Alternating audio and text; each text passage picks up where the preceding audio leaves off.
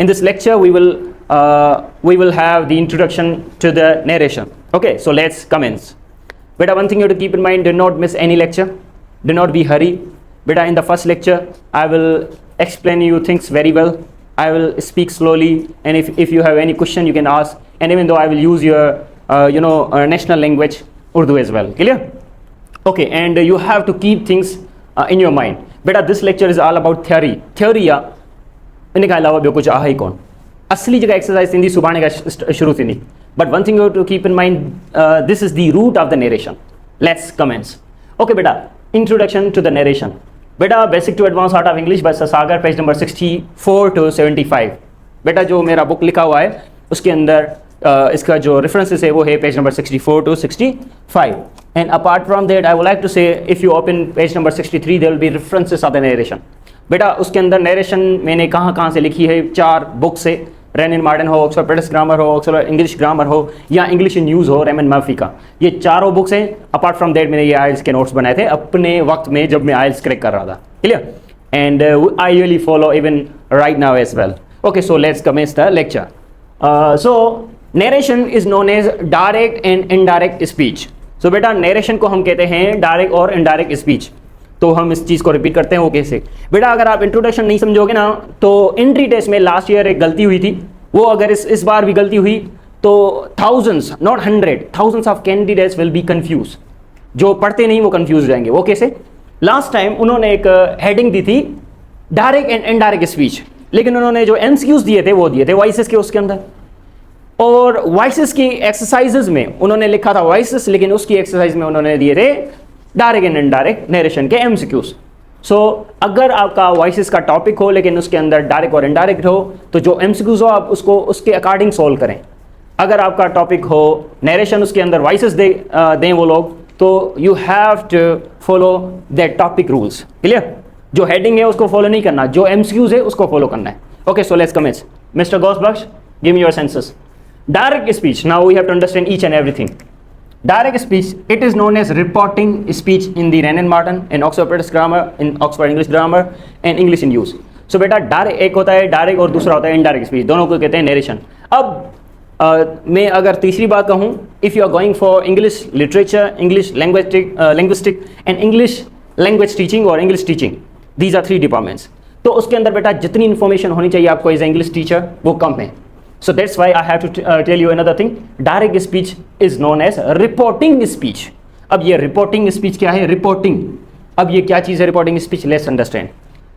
बेटा I have written 4 major points from all over the books, all over 5 renowned books. We add same words without changing the expression. तो बेटा direct speech क्या होता है? जो चीज़ जैसे हो वैसे ही हम बोलें तो उसको डायरेक्ट स्पीच कहते हैं. जैसा कि कायद-ए-आज़म ने कहा था, Quaid-e-Azam said, if I say Quaid-e-Azam said no one can undo Pakistan, Pakistan को कोई भी ख़त्म नहीं कर सकता. अगर ये जो कायद-ए-आज़म ने कहा ये डायरेक्ट वर्ड्स थे कायद-ए-आज़म के. अब मैं भी कायद-ए-आज़म के डायरेक्ट वर्ड्स कोड कर सकता हूँ डायरेक्ट स्पीच के अंदर. अगर मैं कहूँ Quaid-e-Azam said no one can undo Pakistan, मैं कायद-ए-आज़म के जो सेम वर्ड्स हैं वही कोड कर रहा हूँ. सो उसको हम कहेंगे डायरेक्ट स्पीच. कायद-ए-आज़म सेड, आगे कायद-ए-आज़म ने क्या कहा है? No one can undo Pakistan. दूसरी बात, मौलाना रूमी सेड, ये डायरेक्ट स्पीच है कि उसने क्या कहा? Whatever you find in this universe it is already inside of you. So Maulana Rumi said whatever you find in this universe is already inside of you. इसका मतलब है जो चीज़ आप दुनिया के अंदर एक्सप्लोर करते हो, देखते हो, वो चीज़ ऑलरेडी आपके अंदर मौजूद होती है. सो बेटा ये जो कोटेशंस होती हैं जिनको हम किस में रखते हैं वो आगे हम पढ़ते हैं. जिनको हम इन्वर्टेड कॉमास में रखते हैं उसको कहते हैं हम direct speech. For example how we talk about the present, future और पास्ट टाइम. अगर कोई प्रेजेंट में कोई चीज़ कहे डायरेक्ट स्पीच में आपको वहीं कोट करनी है, इसके अंदर चेंजेस नहीं करनी.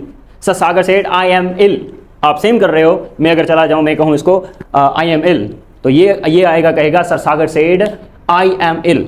डेट वगैरह यूज़ नहीं कर रहा. क्यों डेट वगैरह यूज़ नहीं कर रहा? क्योंकि जो मेरे वर्ड्स हैं वही बोल रहा है sir Sagar said I am ill. तो आप समझ जाओगे सर सागर अपने बारे में ये जो कोड कर रहा है सर सागर के वर्ड्स कर रहा है. ऐसे नहीं सर सागर सेड, सर सागर ने बोला आई एम इल, मैं भी मारूँ तो अपने लिए कहे ये. नो, सिंधी स्पेशली इन दादू, इन लाड़काना, ये जो टीचर्स पढ़ाते हैं पढ़ाते कम है, आपका फ्यूचर ज़्यादा बर्बाद करते हैं. तो ये जो चीज़ें इंग्लिश टू इंग्लिश हम सीखते हैं. Clear? Okay, who is there? Bring, okay, come Taiba, hurry up. Okay, another thing. Now next point is we always mention the words of the person as it is. Direct speech में क्या होता है, जैसे लफ्ज कोई स्पीकर बोले, speaker मतलब जो बात करे, जैसे कोई बोले हम वहीं उसी चीज़ को लिखते भी हैं, उसी चीज़ को हम डिलीवर भी करते हैं, तो उसको कहते हैं डायरेक्ट स्पीच.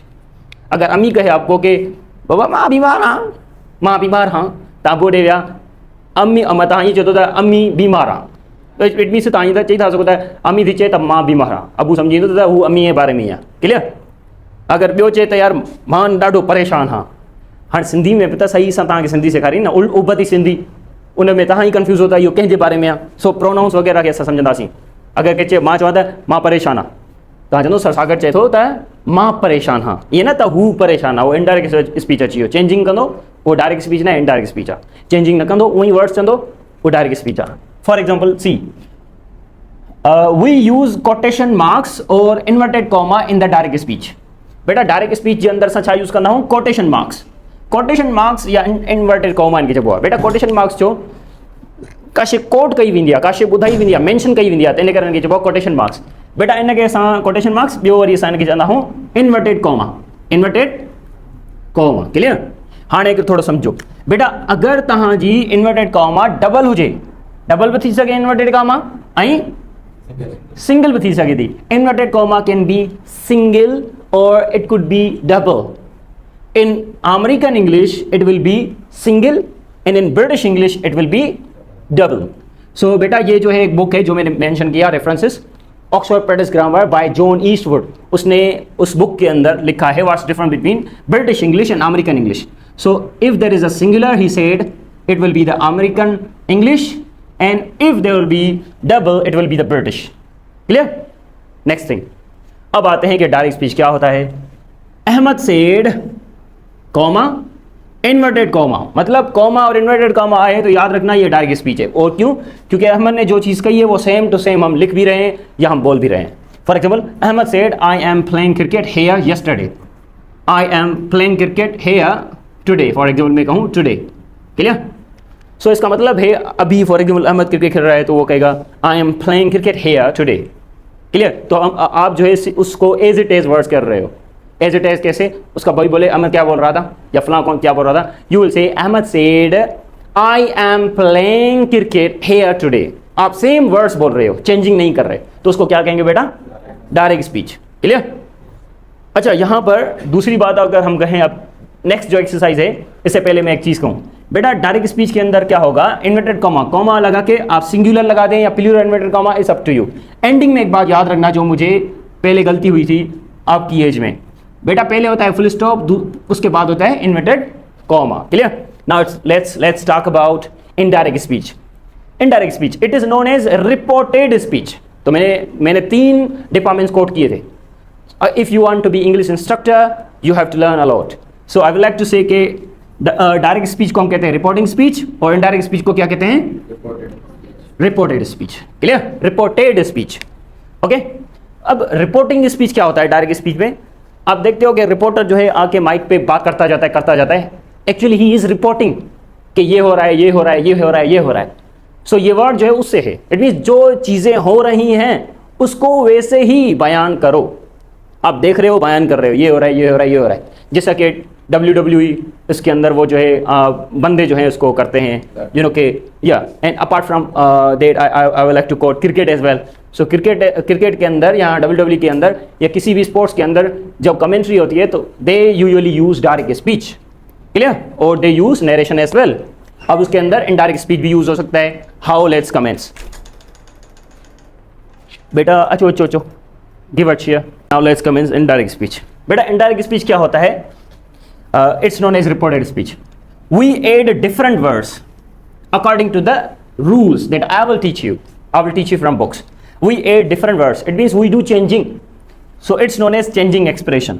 Indirect speech में क्या होता है? हम changing करते हैं.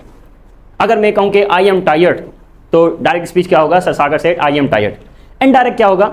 मतलब सिंधी में आप बोलोगे सर सागर चए थो त मां थकियल हाँ. ठीक है? ये means your direct speech आहे. Indirect speech छा थींदो? Sasagar said that, I will teach you such rules. Sasagar said that he was tired. It means मां चई हली हुआ ता सेम टू सेम वर्ड्स थी था सगो या इन शे के पास में भी करे सगो था. क्लियर? तो बेटा जरा ता चेंजिंग कंदा हो तने के छा इनडायरेक्ट जेको बंदे जा डायरेक्ट लफ्ज ता कॉपी करे उनके चो. It means when you quote something that is as it is, it's known as direct. When you change the expression, it's known as indirect speech. Okay, what was said rather than same words. So you quote, you change expression rather than the same, whether we talk about present time, past time or future time. Clear? Next thing, we remove quotation marks और inverted comma. Indirect speech में direct speech क्या होता है? आपके exam में कभी कभी direct speech sentence देंगे, 4 ऑप्शन होंगे, तो वहां पर indirect ऑप्शन आपको सिलेक्ट करना है. 1-2 ऐसे होते हैं, वो क्या करते हैं, इनडायरेक्ट स्पीच के सेंटेंसेस देते हैं, उसको आप कन्वर्ट करने होते हैं आपको डायरेक्ट स्पीच में. इट मींस रूल उल्टे लगाने पड़ते हैं. At the end we will do it. Okay, so we remove quotation marks और inverted comma by adding that और इफ. रूल्स होंगे, स्टेप बाय स्टेप हम आपको पढ़ाएंगे. इट मींस अगर मैं CSS के भी आपके अंदर टेस्ट के अंदर दूंगा ना, वो भी आप कवर कर लोगे. क्यों? क्योंकि you are learning as we have learn for the CSS, for the specialist test. Clear? Next thing, for example अब यहां पर क्या है, अहमद सेठ. यहां पर हमने क्या किया, अहमद सेठ. कोटेशन हटाने के लिए ये अफर्मेटिव सेंटेंस है, तो हमने क्या किया, यहां पर यूज क्या किया, डेट. डेट यहां कोटेशन मार्क्स को हटाने के लिए हम यूज क्या करेंगे, डेट. अब एक्सप्रेशन चेंज करना है. एक्सप्रेशन चेंज मतलब आपको सब्जेक्ट को चेंज करना होता है, आपको टेंस को चेंज करना होता है, आपको एक्सिलरी वर्ब भी, उस टेंस अगर चेंज होगा तो एक्सिलरी भी होगा, आपको टाइम को भी चेंज करना पड़ेगा, एक्सप्रेशन ऑफ टाइम को, और आपको के प्लेस को भी चेंज करना पड़ेगा, टाइम एंड प्लेस. क्लियर? अब आप करते हैं इनडायरेक्ट स्पीचेस को. अहमद सेठ, अहमद सेठ, कोटेशन मार्क. अब इसको इनडायरेक्ट करना है तो that. It means you add something else. Okay, next thing, I enter he. क्योंकि अहमद जो है ना वो क्या है, एक लड़का है, तो उसके लिए हमने आई को कैसे कन्वर्ट किया, ही. अब इसको कहते हैं change in expression of pronoun. वो अलग एक लेक्चर होगा separate. I will teach you about all pronouns, whether it's first person, second person और third person. Okay, am playing, present progressive into past progressive. Tenses, इसको कहते हैं change in expression of tenses. ये भी separate lecture होगा. तो आपको मैंने क्या कहा था, टेंसेस सही से पढ़ने हैं, उसके बाद आपको सारी चीजें नरेशन और वॉइसेस में कंफ्यूजन नहीं होगी. नेक्स्ट, क्रिकेट और फुटबॉल, वॉट एवर. क्रिकेट को क्रिकेट रखें, ठीक है, ऐसे नहीं आप कहेंगे सर क्रिकेट को हम फुटबॉल कर देंगे. No, here enter, place enter, there. Today enter, आप यहां पर इसको कहते हो दैट डे. क्लियर? मैंने इससे पहले यस्टरडे लिखा था, that's why it was previous day, so it could be the that day. तो हर चीज में आपको एज इट इज पढ़ाऊंगा. Now let's continue and let's end this lecture with in just 2 minutes. See, और चीजें आपको कुछ समझनी है. नरेशन में अगर आपको लग रहा है कि ये नरेशन जो है यहां से लेके यहां तक गेम होती है, यू आर रॉन्ग. सारे टीचर्स को भी ऐसे लगता है, इसलिए कोई भी सीख नहीं पाता. Narration is all about the reporting verb. Narration में अगर जो रिपोर्टिंग वर्ब को समझ गया, रूल्स को, he will be the expert. Clear? वो 6th क्लास वाला भी सीख सकता है, 10th वाला भी सीख सकता है, एंट्री वाला भी सीख सकता है, यूनिवर्सिटी वाला भी सीख सकता है. उसके बाद आप कोई भी नरेशन के कर सकते हो सोल्व. अगर आप एंट्री टेस्ट के हो तो आप CSS के भी उठाओगे, MPT वो कर लोगे. So it's same, rules are same. Whatever you are learning here, you are going to convey it in the future. अब मैंने 2 चीजें सिखाई थी. रिपोर्टिंग स्पीच किसको कहते हैं, डायरेक्ट स्पीच को. अब ये पूरा जो सेंटेंस है, ये जो पूरा सेंटेंस है, इसको क्या कहेंगे, डायरेक्ट स्पीच सेंटेंस या फिर रिपोर्टिंग स्पीच सेंटेंस. इस पूरे सेंटेंस को कहेंगे डायरेक्ट स्पीच सेंटेंस या फिर रिपोर्टिंग स्पीच सेंटेंस. और इस पूरे सेंटेंस को हम कहेंगे इनडायरेक्ट स्पीच सेंटेंस या फिर रिपोर्टेड स्पीच सेंटेंस. क्लियर?